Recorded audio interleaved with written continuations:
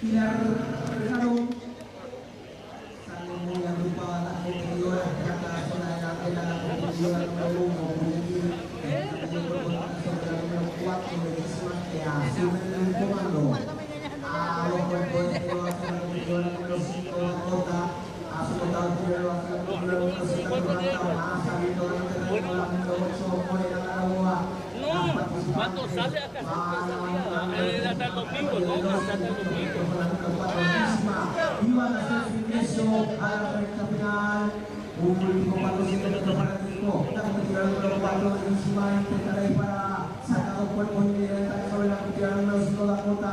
Más abierta la terreno la competidora número 8,